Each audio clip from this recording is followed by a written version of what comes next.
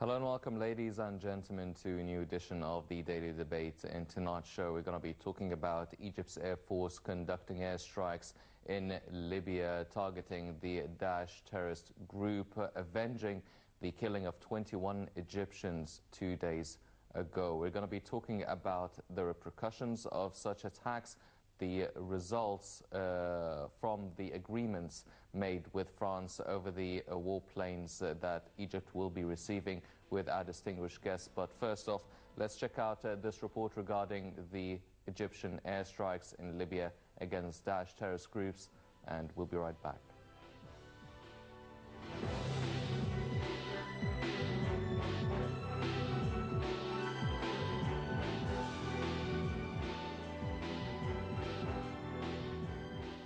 By Libya's Air Force, Egyptian Air Force has conducted a second wave of airstrikes against Daesh militants in Libya, killing nearly 65 terrorists. The airstrikes followed the kidnapping and execution of 21 Egyptian Christian Copts.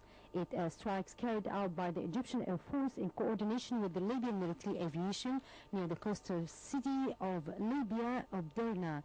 A spokesman for Egypt's military said Egyptian aircraft had targeted Daesh training camps and weapons and ammunition stores in a campaigning raid, adding that the planes had returned to their bases in Egypt safely. A statement added that avenging the blood of Egyptians is in retribution against the killers and criminals. We have the right and duty to Egyptians to shield, protect and safeguard the security of the country against terrorism and extremism. The announcement was accompanied by video footage that the spokesman said showed Egyptian fighter jets taking off at night in preparation for the airstrikes on the terrorist sites in Libya. A statement said the airstrikes were successful in reaching their targets and that the fighter jets returned safely to their home bases. On Sunday, Daesh published a video showing the beheading of the 21 Egyptians who were kidnapped in Libya. The video comes just after the Daesh militants released another video showing the gruesome burning alive of a Jordanian pilot it captured after his F-16 fell in Syria in December.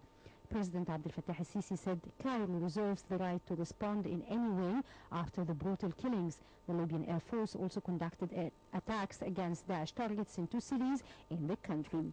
Libya's House of Representatives condemned the act, saying Libyans and Egyptians will be united to confront the terrorists. In other actions, the Pope, the EU, the UN and the US condemned the killings, with the US saying the video showed the wanton killing of innocents and the UK labeling it as a barbaric act.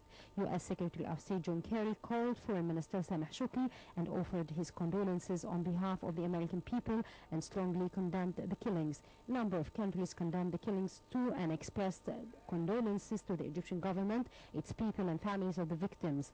Jordan strongly condemned the kidnapping and the execution of Egyptians, calling it a cowardly terrorist act, which indicates that terrorism is blind and ignites hatred between followers of all religions and is incompatible with the teachings of Islam and Arab Islamic ethics. For its part, the United Arab Emirates said it would put all its capabilities to support Egypt's efforts to eradicate terrorism, the violence against its citizens.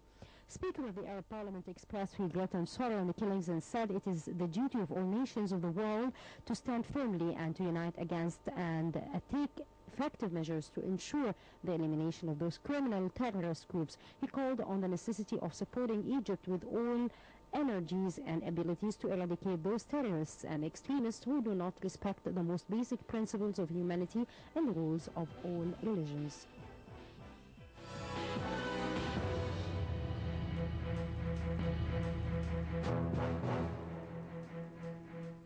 Welcome back, ladies and gentlemen. Now taking our attention and focusing on the airstrikes in Libya on Daesh terrorist group by the Egyptian Air Force. We're joined here in the studio to shed more light on this issue by Dr. Nabil Zaki, the writer and political analyst. We're also joined by Ambassador Mahmoud Farag, the former Assistant Foreign Minister. Gentlemen, thank you very much for joining us.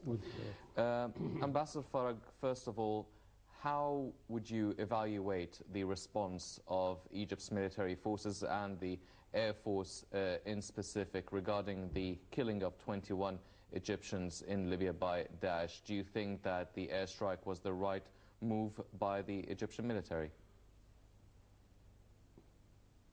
Really, I think this is the reaction came very quick, and I think if Egypt waited for some time, I think it would lose so much on the local scene and the international scene. So the prompt bombing of Daesh camps in Libya, this was a very positive step, and really this made the whole of the Egyptian people and the Arab people as well, all over the Arab world, meeting such move with great joy and with great assistance. So it's according to the rules of the international law, it's a matter of retaliation. We have to retaliate. Someone who attacks you or commits aggression against you, you should retaliate or do your best really to restore the rights of your people. Besides the rights of the people, the dignity of this country. This is a big country or a medium-sized country if we look at it from the geopolitical meaning. But I think it was really a very successful move, and this will give so many positive results inside and out of Egypt. Yes.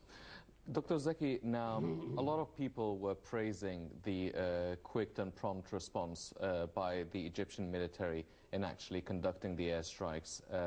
However, a lot of people were also skeptical. They said, well, maybe it came a little bit too late. Why did we actually have to wait for the 21 abducted Egyptians to be actually killed and then they would take some sort of step in action? It was not too late. Why? Because I believe that Egypt trained some qualified members of the armed forces, Libyan armed forces, to fight against those terrorists. So Egypt didn't neglect its duty to fight against those terrorists just because of a very simple reason. They are on your borders. You know that the distance is not so far between Derna, this Libyan city, which was declared as if it was the capital of the so-called IS or Daesh, and the Egyptian borders. Not so long distance. So now, why we made this escalation? Because this last brutal, inhuman, barbarian killing or beheading of our Egyptian compatriots provoked every Egyptian and every human being in this world. So now Egypt started to move a step forward, not only to defend the Egyptian people or the Egyptian national security, but to defend the whole Arab world and mankind, all humanity. Because those people, those terrorists, are endangering peace and world international security. Yes. I believe that it's our duty now to mobilize all the Arab countries which are still Arab countries, still they have state, didn't collapse, Yes. as if it took place in Syria or Libya or Yemen or any other places, to mobilize all these states to eradicate terrorism from not only Libya, but also Syria, Iraq, Yemen, and if there are in Sudan, the same thing. If we do not behave like that, we are fighting against terrorism inside our borders, but those who are encircling us will be still active, and they will make aggression here and there, make terrorist acts here and there from time to time. If we are serious, I mean the whole Arab peoples, the whole Arab states, if they are serious in applying the Common Defense Alliance, which was signed before, they must now make a sort of an Arab brigade, Arab army, to fight against terrorism everywhere in the Arab world. Of course, I do not expect the Americans to support us, because the Americans are supporting Daesh, frankly speaking. If you want example there, I'll give you. For example, the wounded terrorists from Daesh in Syria, hospitals in Turkey and inside Israel, in Nahariya, the Israeli city. Nahari Hospital. Yeah. Under the eyes of the Americans. The Americans permitted financial transformations from here to there to pay to Daesh the price of petrol.